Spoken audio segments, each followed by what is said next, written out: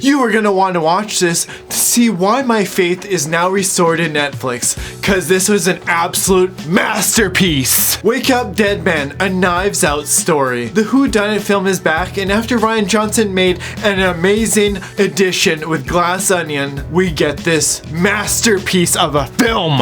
This story follows a boxer turned priest after making someone go bye-bye turn it off in the ring. He goes to this one church where this Monsignor Wicks dude is preaching his anger and aggression onto others. I was like, holy hell, this guy is off his damn rockers. He's just yelling at everybody! And now he's got this little cult of depressed groupies here who worship the shit out of him. And they all have anger problems and other insecurities and all these damn issues. Pretty typical. I don't know who would listen to this guy preach, but hey, you guys do you, you know? You want to listen to someone that talks about burning a hoe's daughter?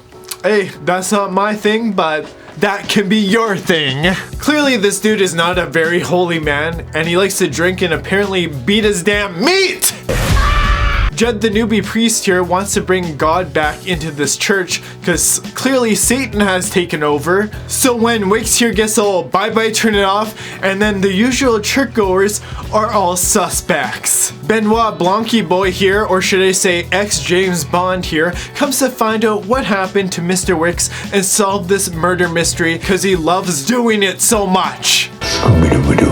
Then you got Judd here also helping him solve the case because clearly he didn't do it. You know what? I was kind of surprised of how good this film was.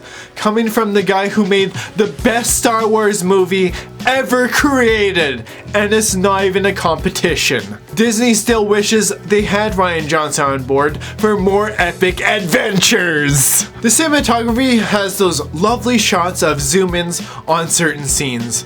The lighting with the sun coming through the damn church, giving the sense of God is finally in here. The music, on the other hand, is pretty well forgettable. I wish I remembered it, but I didn't, cause it was too amazing. I noticed the main actor here who plays Judd the priest was in that fruitcake movie called Challengers. And then we had Daniel Craig here also in this queer movie by the same director. This Luca Gouda Fruity boy. Rian Johnson here had to watch those films and he was like, yes, I need this dude to play the priest now.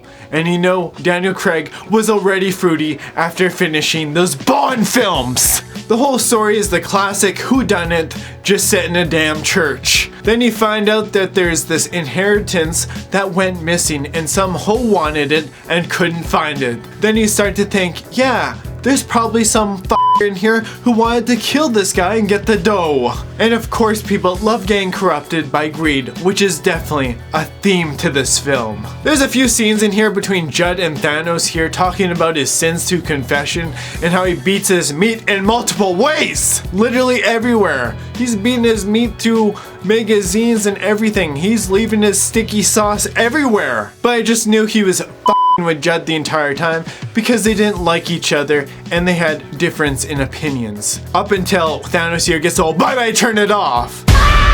But it's amazing and we should love this. When Glenn Close's character says, "These kids painting rocket ships all over his sacred resting place." That was perfection on so many levels. I was honestly amazed at how funny this film was at times and how many people in the theater were not laughing. Maybe they didn't get the amount of dick jokes in here and beating the damn meats. This film takes a while for the setup and it takes a bit for Benoit boy here to join in. The pacing is a bit disjointed at times and becomes too slow, but it doesn't matter because it's amazing regardless. I'm glad Daniel Craig didn't come in here sooner because we saw what happens with a film like Glass Onion, which is perfection in the most fruity possible way. Craig here was waiting for the martini to be shaken with a side of fruit.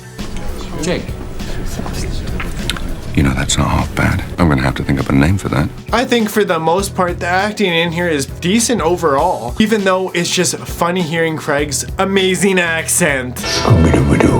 As soon as Mila Kunis showed up as the police chief, that didn't take me out of the film at all. I totally bought into this queen being the police chief for this small town. We just need more police chiefs as women, cause that's amazing. Everybody thinks Judd did the crime here, and then it gets more interesting as how some others get the whole bye-bye turn it offs in here over some damn inheritance and those who want to keep it safe from others. It's basically referencing that forbidden fruit. And I was like, damn, I guess there's some fruit in here now. It just goes to show people love greed and lust over dumbass things. But not Judd here and Benoit, they have morals and values. And they obviously grow to be better people besides when they do fruit movies.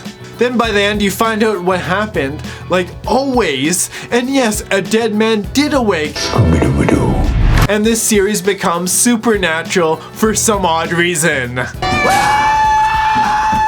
I don't want to spoil this film because it's always fun going in here to see what actually happened.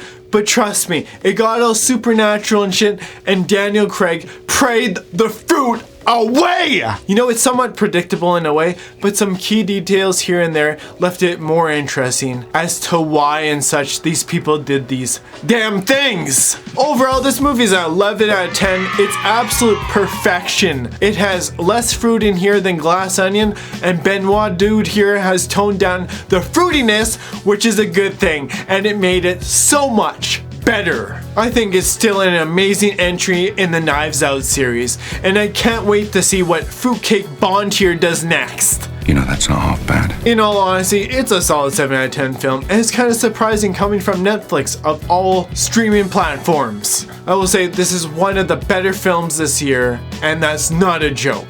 And there's also no supernatural shit in here.